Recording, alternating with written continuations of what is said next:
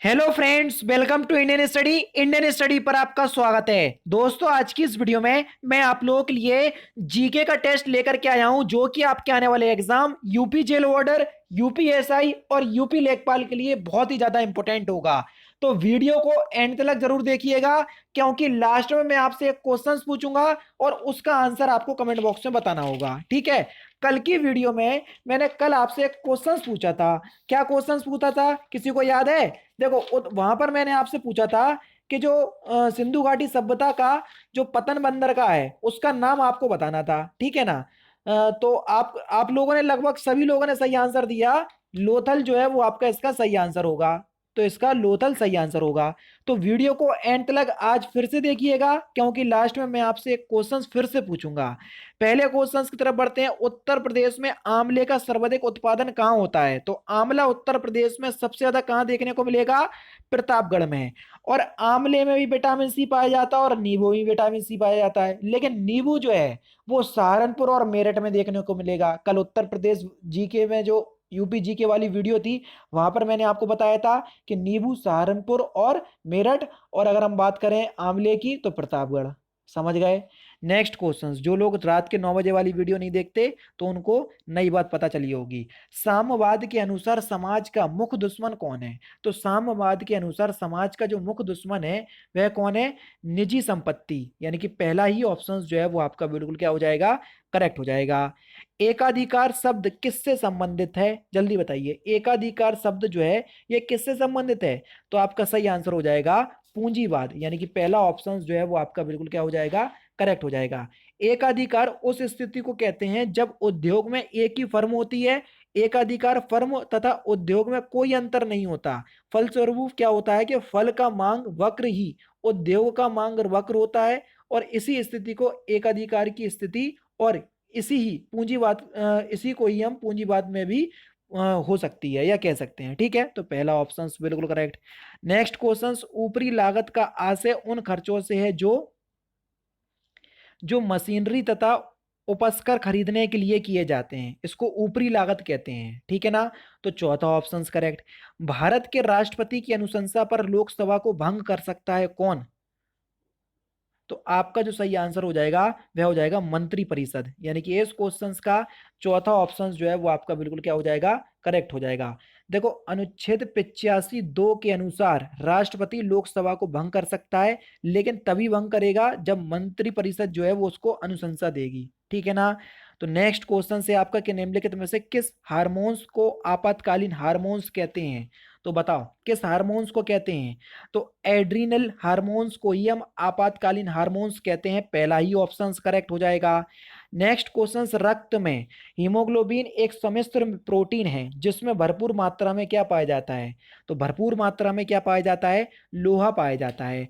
पहला ही ऑप्शन आपका बिल्कुल क्या हो जाएगा? करेक्ट हो जाएगा। सूची 1 को सूची 2 से मिलाना है। एस्कॉर्बिक एसिड आप सभी लोग जानते हैं, ये विटामिन सी का रासायनिक नाम है। ठीक है ना? उसके बाद देख लो, क्लोरोफिल जो है वो आपका प्रकाश संश्लेषण की क्रिया में सहायक होता है। ठीक है? यानी कि 4(1) देखो कौन से ऑप्शंस में दिया, 4(1) पहले और तीसरे ऑप्शंस में दिया। देख लो, 4(1) जो है वो पहले और तीसरे ऑप्शंस में दिया कि नहीं दिया? ठीक है।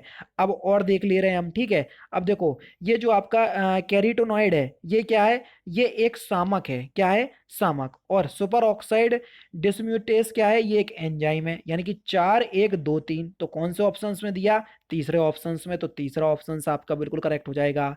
नेक्स्ट क्वेश्चन से आपका कि निम्नलिखित में से कौन सा एक लोहे का अयस्क है? तो जल्दी बताओ, लोहे का अयस्क कौन सा है? तो आपका सही आंसर क्या होगा? लोह उल्का। यानी कि तीसरा ऑप्शन आपका बिल्कुल करेक्ट हो जाएगा। लोह उल्का जो है, इसको हम साइंटिफिक भाषा में क्या कहते हैं? साइडेराइट। यानी कि साइडेराइट जो है वो एक लोहे का अयस्क है, इसको ध्यान रखना। ठीक है? डोलोमाइट नहीं लगा देना, कई लोग डोलोमाइट सोच रहे होंगे। तो यहाँ पर तीसरा ऑप्शन करेक्ट होगा।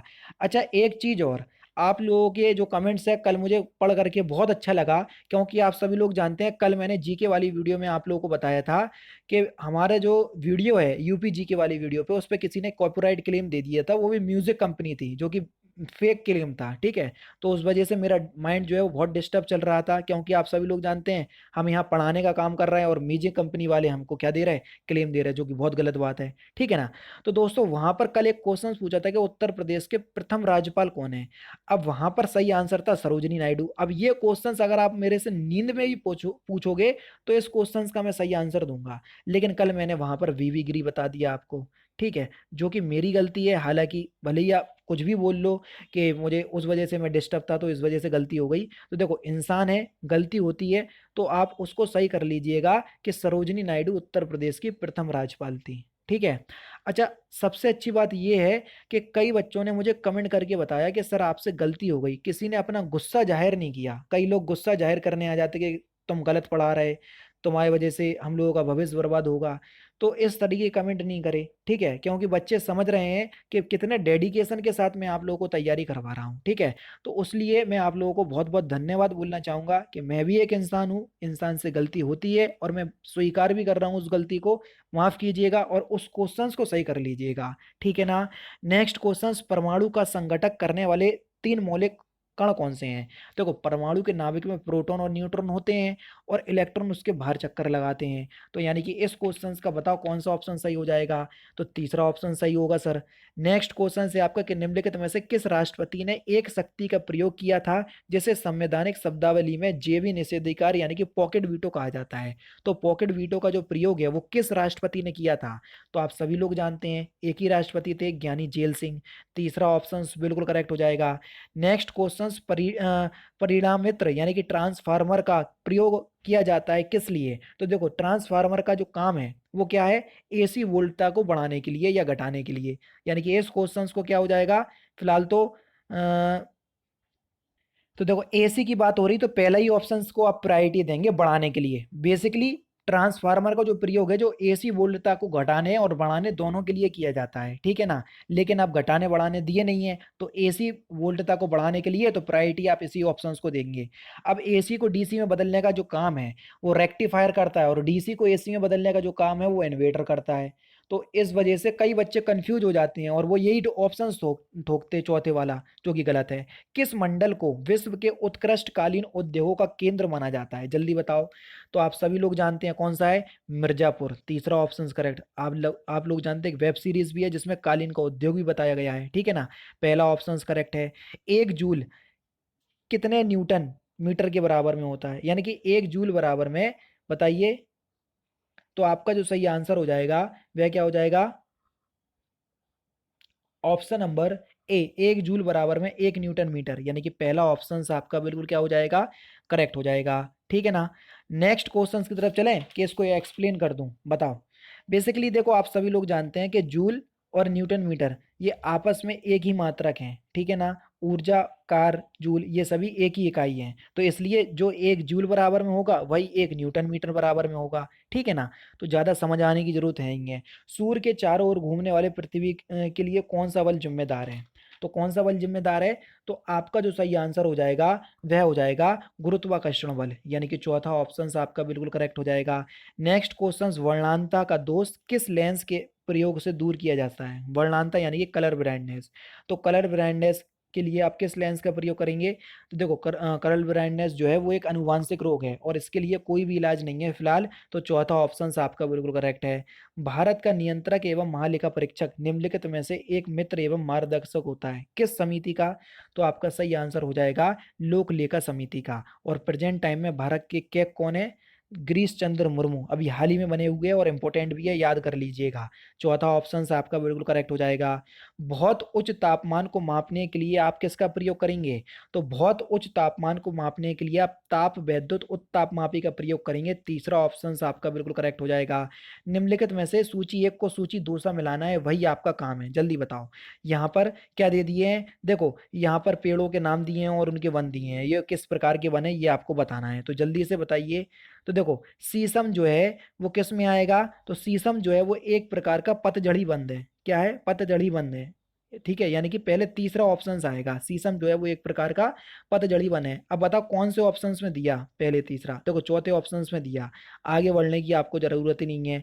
यानी कि शीशम जो है वो एक प्रकार का पतझड़ी वन है, झाड़ियाँ जो है वो एक शुष्क वन है, भुर्ज क्या है ये भुर्ज जो है अल्पाइन वन है, और सुंदरी क्या है ये गरान वन है। यानी कि 3 4 2 1, यानी कि इस क्वेश्चन का कौन सा चौथा ऑप्शन आपका बिल्कुल करेक्ट हो जाएगा। मंत्रिपरिषद के विरुद्ध अविश्वास प्रस्ताव लाने के लिए लोकसभा के सदस्यों की संख्या कितनी होनी चाहिए? तो लोकसभा की जो न्यूनतम संख्या वो कितनी होनी चाहिए? तो सही आंसर हो जाएगा 50। तीसरा ऑप्शन आपका बिल्कुल करेक्ट हो जाएगा। मैकमोहन रेखा, ये क्वेश्चन आपके एग्जाम में मिलने वाला है यूपी जेल वार्डर के। आप ये लिख करके ले लो, क्यों? क्योंकि आप सभी लोग जानते हैं कि भारत और चाइना के बीच अभी जो संबंध है वो बहुत बेकार चल रहे हैं, इस वजह से ये क्वेश्चंस बहुत ज़्यादा सुर्खियों में रहेगा। तो मैकमोहन रोका ये भारत और चीन के बीच स्थित है। तीसरा ऑप्शन आपका बिल्कुल करेक्ट है। नेक्स्ट क्वेश्चन, चांद की तरह अवस्थाएं दिखाने वाला ग्रह कौन सा है? जल्दी बताओ, चांद की तरह। तो आपका जो सही आंसर हो जाएगा वह हो जाएगा शुक्र। पहला ही ऑप्शन जो है वो आपका बिल्कुल क्या हो जाएगा? करेक्ट हो जाएगा। ये भी आपका इंपॉर्टेंट क्वेश्चन है, ठीक है ना। देखो चांद की तरह जो फेसेस दिखाने वाला जो ग्रह है वो शुक्र ग्रह है, ठीक है। नेक्स्ट क्वेश्चन की तरफ चलते हैं। निम्नलिखित में से सूची एक को सूची दो से मिलाना है। वही आपके सामने एक शहर का नाम दिया है, और वो जो शहर जो है वो किस काम के लिए प्रसिद्ध है वो आपको बताना है। तो जल्दी से बताओ। देखो तिरुचिरापल्ली जो है ये हैवी इलेक्ट्रिक उद्योग के लिए प्रसिद्ध है, यानी कि पहले का तीसरा होगा। अब देखो पहले का तीसरा कौन से ऑप्शंस में दिया? देखो पहले का तीसरा आपका तीसरे ही ऑप्शंस में दिया, तो तीसरा ऑप्शंस आपका बिल्कुल करेक्ट हो जाएगा। मैं तो यही करता हूँ, जो याद होता है उसको मिला के देखता हूँ। फिर उसके बाद विशाखापट्टनम जहाज निर्माण के लिए है, ठीक है। आवड़ी ये आपका टैंक फैक्ट्री है, और चितरंजन जो है वो एक लोकोमोटिव वर्क्स कारखाना है यहाँ पर, ठीक है। तो यहाँ पर 3 4 2 1 ऑप्शंस होगा, यानी कि इस क्वेश्चंस का तीसरा ऑप्शन आपका बिल्कुल करेक्ट हो जाएगा। नेक्स्ट क्वेश्चन, भारत का कौन सा संघ शासित प्रदेश ऐसा है जिसमें 4 जिले हैं किंतु किसी भी जिले की सीमा उसके अन्य जिले के साथ नहीं लगती? तो कौन सा है? पौंडुचेरी, यानी कि दूसरा ऑप्शन आपका बिल्कुल करेक्ट है, क्योंकि ये अलग अलग राज्यों में फैला हुआ है। दूसरा ऑप्शन जो है वो आपका बिल्कुल क्या हो जाएगा दोस्तों? करेक्ट हो जाएगा।